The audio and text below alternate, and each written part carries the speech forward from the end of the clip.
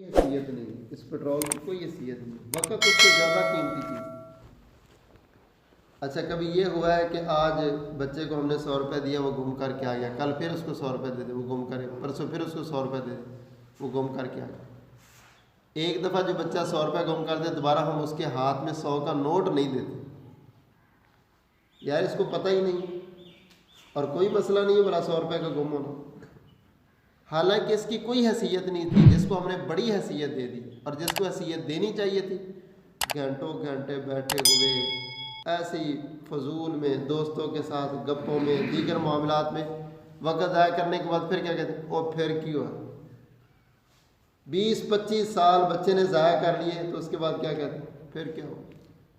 حالانکہ جس پر سب سے زیادہ افسوس ہونا چاہیے تھا کہ میں نے اپنے وقت کو ضائع کیا ہے، مجھے اس کی بڑی تکلیف ہے، بڑی پریشانی ہے، اس پر ہم افسوس آج نہیں کرتے، اس پر افسوس کل کریں گے قیامت والے دن۔ اللہ تعالیٰ فرماتے ہیں ان لوگوں سے پوچھا جائے گا بتاؤ بھئی دنیا میں کتنی زندگی گزار کیا ہے، تو یہ کہیں گے کأنہم یرونہا لم یلبثوا الا عشیۃ او ضحیٰ، 70-80 سال کی زندگی گزارنے کے بعد کہیں گے ایسے لگتا ہے عصر کے ٹائم دنیا پہ آئے تھے اور مغرب ٹائم یا اللہ تو نے واپس بلا لیا، یا صبح آئے تھے اور شام کو تو نے واپس بلا، ایک دن یا دن کا کچھ حصہ رہے ہیں 80-90 سالہ جو اتنی لمبی زندگی ہے، جس کے لیے بندہ بڑی بھاگ دوڑ کرتا ہے، اور نوکری مل جائے بڑا خوش ہوتا ہے، اچھی گاڑی مل جائے، اچھی چیز مل جائے بڑا خوش ہوتا ہے۔ یہ جتنی بڑی نعمتیں ہیں ان نعمتوں کو وہ سب کو بھول جائے گا اور کہے گا ایسے لگتا ہے کہ وہ تو ایک میرا خواب تھا، ایک جھٹکا تھا جو دنیا میں زندگی گزار گئی۔ میرے محترم بھائیو، اس لیے عقل مند بندہ اپنے وقت کی قدر سب سے زیادہ کرتا ہے، اور وقت کی قدر یہ ہے کہ آپ اپنے وقت کو دین پر لگائیں، آپ اپنے وقت کو اپنی آخرت کے لیے لگائیں۔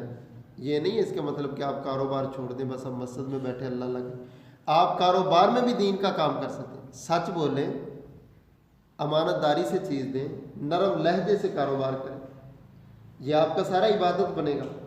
معاملات میں عدل و انصاف کریں، لوگوں کے ساتھ حسن سلوک کریں، یہ ساری عبادت ہے، لوگوں کے کام آئیں، اپنے رویے کو اچھا بنائیں، اپنی زبان کو اچھا بنائیں، یہ سب عبادت ہے۔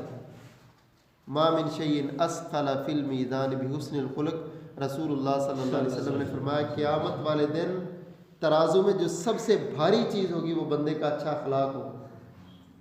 اور سنن ابو داؤد کی حدیث ہے ان الرجل لیبلغ بحسن خلقہ درجۃ قائم اللیل وصائم النہار، قیامت والے دن بعض لوگوں نے تہجدیں نہیں پڑھی ہوں گی، اشراقیں نہیں پڑھی ہوں گی، نفلی روزے نہیں رکھے ہوں گے، مگر کھڑے ان کے ساتھ ہوں گے۔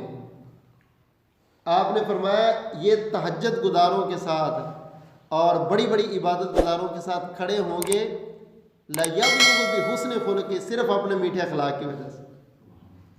اچھا بھائی میٹھا اخلاق تو ہمارے اپنے کنٹرول میں ہے، اپنی زبان پر کنٹرول کر، اس پر تو پیسے بھی نہیں لگتے اخلاق کے میٹھا کرنے پر، اور کوئی شرط بھی نہیں کہ بندہ جو بہترین گاڑی پر چڑھا اس کا اخلاق ہی بہترین ہو۔ اخلاق میٹھا ہو تو آپ ٹوٹی سائیکل پر بھی چلیں گے تو دنیا آپ کو سلام کرے گی، اخلاق میٹھا ہو تو آپ کا رنگ کالا ہی کیوں نہ ہو، آپ کہیں سے نہ پڑے ہو تو دنیا آپ کو سلوٹ مارے گی، فلانا بندہ ماشاءاللہ بڑا اچھا ہے۔ میرے محترم بھائیوں، وقت کی قدر محدثین بہت کیا کرتے تھے۔ میں نے ایک محدث کے بارے میں پڑھا، وہ کہتے ہیں کہ میں روٹی جب کھاتا ہوں تو اس کا چورا بنا کے، یہ جس کو ہم سرید بولتے ہیں، شوربے میں بھگو کے رکھ دیتا ہوں، اور جب وہ نرم ہو جاتی پھر کھا لیتا ہوں۔ تو کسی نے پوچھا آپ ہمیشہ ایسے ہی روٹی کیوں کھاتے ہیں، آپ کا معدہ خراب ہے، کوئی مسئلہ ہے؟ کہتے نہیں، میں اپنے وقت کو بچاتا ہوں، جتنا ٹائم روٹی کو چبانے میں لگتا ہے نا، 150 آیت میں قرآن مجید کی زائد پڑھ لیتا ہوں اس سرید کو کھانے کی وجہ سے۔ وقت بچانے والے تو روٹی پر بھی وقت بچاتے تھے، ہم عصر سے لے کے مغرب تک بیٹھے ہیں، گپوں میں بیٹھے ہیں، مغرب سے عشاء تک نمازیں جا رہی ہیں، سب کچھ جا رہا ہے، لیکن کوئی بات نہیں بھائی، رات کے 12 بجے تک مجلس ہے، حقے کی مجلس ہے، وہ بڑی پکتی ہے، نہیں ٹائم ہے تو نماز کے لیے ٹائم نہیں ہے، قرآن مجید کے لیے ٹائم ہے، پورا سال۔ میں کہتا ہوں شکر اللہ کا، اللہ نے سال کے بعد رمضان دیا، رمضان آتا ہم قرآن تو پڑھ لیتے، رمضان نہ آتا تو شاید مسلمان پورے سال میں قرآن بھی نہ پڑھ سکتے۔ حالانکہ رسول اللہ صلی اللہ علیہ وسلم نے فرمایا جو بندہ تہجد کے اندر من قرأ قل هو اللہ احد بعشر مرات، جو بندہ قل هو اللہ احد، اس کو زیادہ قرآن نہیں آتا، لمبی لمبی صورتیں نہیں آتی، مگر قرآن سے شغف تو ہے نا.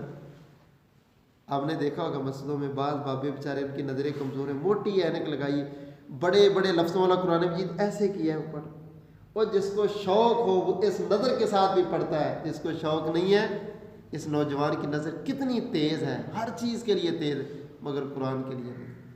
پڑے ہیں قرآن الماریوں میں، بس ہر ہفتے کے بعد ہم قاری صاحب کو کہتے ہیں قاری صاحب گھٹا شٹا اس کا صاف کر دیا. وہ مسلمان چلے گئے جن کو جنون تھا قرآن پڑھنے کا. اسلام آباد کی ایک خاتون ہے، اس بیچاری کی آنکھوں کا مسئلہ بڑا، بہت زیادہ اس کی آنکھیں خراب ہو گئی. بیٹے ماشاءاللہ بڑی اچھی اچھی پوسٹوں پر ہیں، تو بڑا علاج کرایا، بڑا علاج کروایا، آنکھیں ٹھیک نہیں ہوئی. رمضان المبارک آ گیا تو اماں جی کی قرآن مجید سے محبت آپ دیکھیں. قرآن مجید کو پکڑ لیا، ہر رمضان میں پڑھتی ہوں، انگلی رکھ لی، لائنوں کے اوپر نا اندازے سے بسم اللہ الرحمن الرحیم، بسم اللہ الرحمن الرحیم، بسم اللہ. پورے رمضان میں 2 دفعہ قرآن مجید بسم اللہ پڑھ کے لفظوں کے اوپر انگلیاں لگا کے مکمل کر. اس کو نظر نہیں آتا، یہ بیچاری پڑھ نہیں سکتی، لیکن قرآن کی محبت کا اثر نظر آ رہا ہے. 3 مہینے گزرے، اللہ کی قدرت کا کرشمہ ہے کہ اس کو آنکھوں سے نظر آنا شروع ہو گیا. اس قرآن میں اللہ نے بڑے معجزے، وَنُنَزِّلُ مِنَ الْقُرْآنِ مَا هُوَ شِفَاءٌ، جتنی بڑی شفا اس قرآن کے اندر ہے وہ دنیا کی کس چیز کے اندر ہو سکتی، مگر ہم نے قرآن مجید کو سمجھا نہیں. اگر ہم سمجھتے تو ہم اپنا وقت سب سے زیادہ قیمتی قرآن کے ساتھ بڑھاتے. آج دیگر چیزوں کے ساتھ ہم بڑا مینج کرتے ہیں مگر قرآن کے لیے مینج نہیں کرتے یہ ٹائم.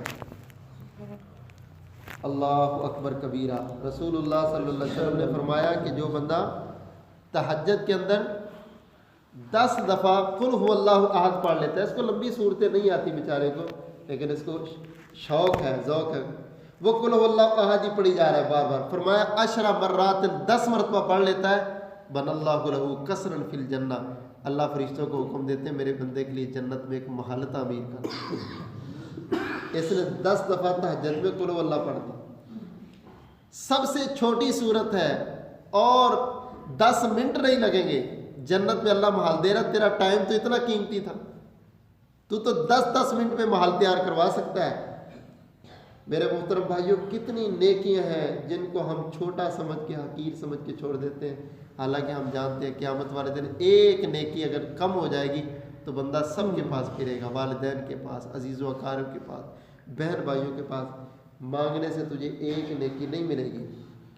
آپ صلی اللہ علیہ وسلم صحابہ کے ساتھ تشریف لے جا رہے تھے تو آپ ایک قبرستان کے پاس سے گزرے. آپ نے فرمایا میرے صحابہ اس قبر والے کے متعلق جانتے ہو، اگر اس کو قبر سے اٹھایا جائے تو اس کی دنیا کی سب سے بڑی خواہش کیا ہوگی؟ محبوب کیا ہو سکتی؟ آپ زیادہ جانتے، بتائیں. فرمایا ہاں، اس کی سب سے جو بڑی خواہش ہوگی نا، اگر اللہ تعالیٰ اس کو قبر سے اٹھائے اور پوچھے بتا کیا چاہتا ہے، تو یہ قبر میں اٹھ کے بتائے گا کہ یا اللہ مجھے 2 رکعتیں نماز پڑھ لینے دے. وہ 2 رکعتیں نماز مما تحقرون فی صلاتکم، جو تم اپنی نماز میں حقیر ترین معمولی سی ہلکی سی 2 رکعتیں، بڑی لمبی چوڑی خضوع خشوع والی نہیں، ہلکی سی 2 رکعتیں نماز پڑھ لینے دے. قبر میں جا کے پتہ چلا ہے یہاں پر سب سے بڑا وزن تو اس نماز کا تھا، جس نماز کی سنتوں کو میں موبائل کے چکر میں، یاری دوستی کے چکر میں، چھوٹے چھوٹے کاموں کی وجہ سے سنتے. اچھا، ایک طرف نئی نئی سنتے بنانی شروع کر دیا اور دوسری طرف اہل دی سونے جو بنی ہوئی سنتے تھے وہ بھی چھوڑ دیں. لو جی اگر پوچھ لو کہ فرض تھوڑے نے، اور مولوی صاحب شکر ہے اس زمانے سے فرض پڑھ لیں. اللہ کے بندے ادھر جا کے انہوں نے بڑا کام آنا ہے. جب فرض کم ہوں گے تو تیری سنتے، تیرے نوافل یہ رکھے جائیں گے اس پلڑے میں اور تولی جائیں گی. اللہ تعالیٰ فرمائیں گے فرضوں کو پورا کرنے کے لیے ان کی سنن کو اور ان کے نوافل کو رکھو. اگر تیرے پاس ہوں گے نہیں تو کہاں سے فرشتے رکھیں؟ رسول اللہ صلی اللہ علیہ وسلم نے اسی لیے فرمایا نعمتان مغبون فیہما کثیر من الناس الصحۃ والفراغ. 2 نعمتیں ایسی ہیں جو اللہ نے بڑے لوگوں کو دی ہے مگر لوگ اس میں بے پرواہ بھی بڑے ہیں، کسی کو پرواہ نہیں. الصحۃ، نعمت صحت. آج مسجد میں بیٹھے ہو، یہ صحت کی علامت ہے. اس سے پوچھ جو 6 مہینے سے بیڈ پر ہے، اور کہتا ہے کاش کہ اللہ مجھے صحت دیتا میں بھی نماز پڑھنے جاؤں، میں بھی درس سننے جاؤں۔ آج ہمارے پاس ٹائم نہیں ہے۔ سچی بات ہے، ہم جمعے پہ آتے ہیں لیٹ بھی ہے تو مولوی سے ہم گھڑی کی طرف دیکھ رہے تھے تاکہ مولوی صاحب کو بھی پتہ چل جائے ہم گھڑی کی طرف دیکھ رہے، خطبہ ختم۔ ہمارے لیے سارا ٹائم بس دنیا کے لیے ہے۔ اچھا بننا پھر بھی کچھ نہیں، اور پتہ ہے کچھ نہیں کھا سکتے آپ اس میں سے اپنے نصیبے سے بڑھ کے۔ رسول اللہ صلی اللہ علیہ وسلم کا حکم ہے نا وصیت لکھو، ہر بندے کو چاہیے اپنی وصیت لکھے۔ یہی ہے کہ جو آپ کے معاملات ہیں بس یہ ساتھ ساتھ لکھتے رہنا چاہیے۔ بندہ بیمار ہو جائے تو پھر بالخصوص ضرور لکھتا ہے وصیت نا، بیمار ہو جائے، زیادہ بیمار ہو جائے کہتے یار لکھ لو فلانے کا یہ دینا، فلانے سے یہ لینا، یہ معاملات، یہ کام ہے۔ آپ وصیت پڑھ کے دیکھ لیں، ساری وراثت کے جتنے احکام ہیں، وصیت کے جتنے احکام ہیں، ان میں سے اللہ نے بچوں کو بھی حصہ دیا ہے، بچیوں کو بھی حصہ دیا ہے، بیوی کو بھی حصہ دیا ہے، ماں کو بھی حصہ دیا ہے، باپ کو بھی حصہ دیا ہے۔ تیرے حصے میں کتنا ہے؟ ایک کفن اور ایک قبر، باقی کوئی چیز تیرے حصے کی نہیں۔ وراثت میں سے میت کا صرف یہ حصہ ہے، کفن اس کو دے دو اور اس کے دفن کے انتظام کر دو، اگر بیٹے کو رشتہ دار نہیں کرتے تو یہ کر دو۔ صحیح بخاری میں حدیث ہے، رسول اللہ صلی اللہ علیہ وسلم کے پاس ایک عورت آئی، اس نے بڑی خوبصورت چادر بنائی اپنے ہاتھوں سے، اور چادر بنا کے کیا اللہ کے نبی میں آپ کو یہ تحفہ دیتی ہوں۔ رسول اللہ صلی اللہ علیہ وسلم نے وہ چادر پہن لی، آپ پہن کے مسجد میں تھے تو ایک صحابی آیا، اس نے آ کے دیکھا چادر نہیں، کہتے اللہ کے پیارے نبی بڑی خوبصورت لگ رہی چادر، آپ یہ مجھے دے دو۔ محبوب گھر گئے، چادر اتاری لا کر کے اس کو دے دی۔ صحابہ نے اس کو ڈانٹا کہ تجھے پتا ہے رسول اللہ صلی اللہ علیہ وسلم کبھی انکار نہیں کرتے، تو نے کیوں چادر مانگی؟ آپ اچھا لباس آپ کو نہیں پہننا چاہیے؟ آپ کو وفد ملنے کے لیے آتے، دیگر یہ زیادہ ضرورت تھی محبوب پیغمبر کے پاس، آپ نے کیوں مانگی؟ اس کو ڈانٹا تو وہ رونے لگا، کہنے لگا تم کیا سمجھتے یہ چادر میں نے اپنے اوپر لینے کے لیے مانگی؟ نہیں، اللہ کی قسم یہ چادر میں نے اپنا کفن بنانے کے لیے مانگی۔ اور وہ فوت ہوا تو اسی صحابی کو اسی چادر میں کفن دیا۔ دنیا میں سب سے زیادہ جو ہمارے وجود کے ساتھ لباس چمٹا رہے گا وہ ہمارا کفن ہے۔ کوئی کپڑے 3 دن پہنو گے، کوئی 4 دن پہنو گے، کوئی کپڑے سال کے بعد بسیدہ ہو جائیں، کوئی 2 سال کے بعد ہو جائیں۔ کفن ہے وہ جو کئی ہزار سال آدم علیہ السلام کے زمانے سے لے کے جو دنیا فوت ہوئی ہے آج تک دوبارہ ان کے کپڑے نہیں بدلیں گے، وہی کفن ہے۔ اور دنیا میں سب سے مشکل چیز اپنا کفن خریدنا ہے۔ کہتے ہیں نا کفن بس جیسا ہے ویسے ہی پہن لینا چاہیے، اس کو استری بھی نہیں کرنا چاہیے، اس کو سلائی بھی نہیں کرنا چاہیے۔ یہ سارا کچھ زندہ لوگوں کے لیے، مردہ کے لیے کوئی قید نہیں ہے۔ کیسا کپڑا ہے، سلوٹوں والا ہے، کیسی سلائی ہوئی ہے، دردی اچھے کپڑے نہ سیے ہم ناراض ہو جاتے ہیں، لیکن کفن کے لیے تو کوئی نہیں کہہ سکتا میرے لیے مہنگا لاؤ یا سستا لاؤ۔ میرے محترم بھائیو، اس لیے یہ مال کی تو یہ حیثیت ہے جس کے لیے تو نے اپنے سارے وقت کو ضائع کر دیا، بیٹھا نمازیں چھوڑ رہا ہے۔ کئی تاجروں سے ہم سنتے ہیں وہ جی قاری صاحب میں نے تو ابھی صبح کا ناشتہ نہیں کیا، 11 بج گئے تو نے ناشتہ نہیں کیا، کس بلا نے کہا بھائی نہ کر، بس جی گاہک آ رہے تھے، اور ادھر سے رات 11 بجے تک نہ مغرب نہ عشاء نہ ظہر نہ فجر، کوئی نماز نہیں، سب کاروبار کے لیے قربان ہے۔ میرے بھائی یہ وہ کاروبار ہے جو تجھے کفن اور قبر کے علاوہ کچھ نہیں دے سکتا، اور تو نہ بھی کمائے تو تیرے بچے تجھے کفن بھی دیں گے، قبر بھی دیں گے۔ عقل مند وہ انسان ہے جو اپنے صحت والی زندگی کو فائدہ اٹھاتا ہے، نیک اعمال کرتا ہے اور اپنی آخرت کی تیاری کرتا ہے۔ والفراغ، آپ نے فرمایا فراغت بہت عظیم نعمت ہے۔ فراغت کتنی بڑی نعمت ہے، آپ سب کو اللہ نے ٹائم دیا، دکان پہ بیٹھے ہو تو یار وہاں پر پڑھتے رہو سبحان اللہ والحمد للہ ولا الہ الا اللہ واللہ اکبر، مجلس میں وہ پڑھتے رہو، آتے جاتے پڑھتے